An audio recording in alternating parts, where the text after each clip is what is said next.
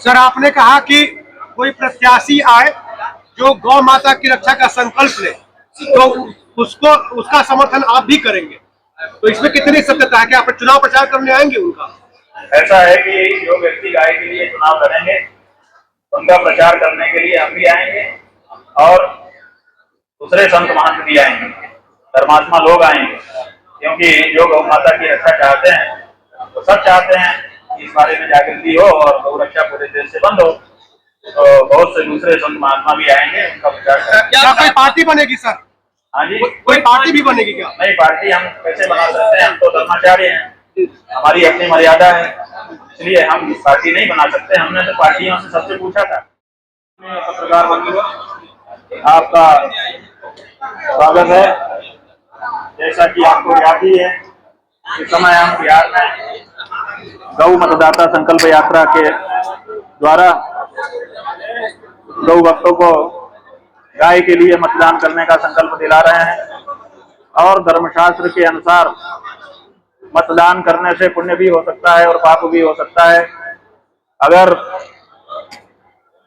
किसी ऐसे व्यक्ति को मतदान किया जो गौ रक्षा करने के लिए प्रतिबद्ध है तो पुण्य होगा, और किसी ऐसे व्यक्ति प्रत्याशी को वोट दे दिया जो पहले से ही गौ हत्या को समर्थन देता चला आ रहा है तो गौ हत्या का पाप भी होगा।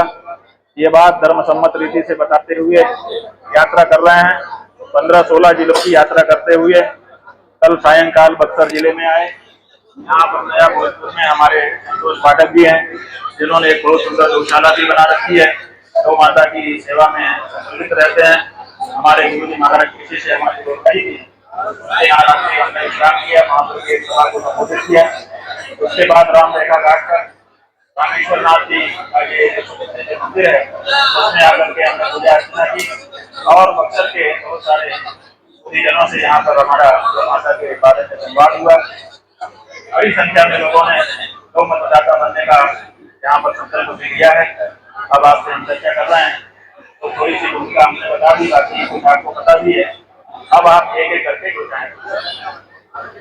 सर, आपने कहा कि कोई प्रत्याशी आए जो गौ माता की रक्षा का संकल्प ले, तो उसको उसका समर्थन आप भी करेंगे, तो इसमें कितनी सत्यता है कि आप चुनाव प्रचार करने आएंगे उनका?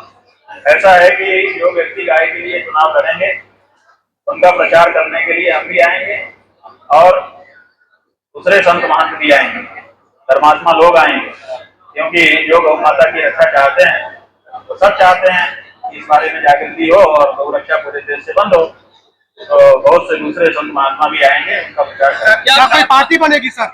हाँ जी, कोई पार्टी भी बनेगी क्या? नहीं, पार्टी हम कैसे बना सकते हैं? हम तो धर्माचार्य हैं, हमारी अपनी मर्यादा है, इसलिए हम पार्टी नहीं बना सकते। हमने तो पार्टियों से सबसे पूछा था। ये राजनीति करना हमारा काम नहीं है, आप लोग कर रहे हो। आप ही लोग अगर गाय के पक्ष में खड़े हो जाओ तो आपको ये ना करना पड़े, लेकिन देश की कोई भी पार्टी गाय के पक्ष में खड़ी होने के लिए तैयार नहीं, इसलिए अब नए लोगों को ही आगे आना पड़ेगा जो गौ माता की रक्षा का वचन देंगे और जनता का वोट प्राप्त करके धीरे धीरे विधानसभाओं में और संसद में जाएंगे और वहां जाकर के रक्षा एक एक करके पूछिए।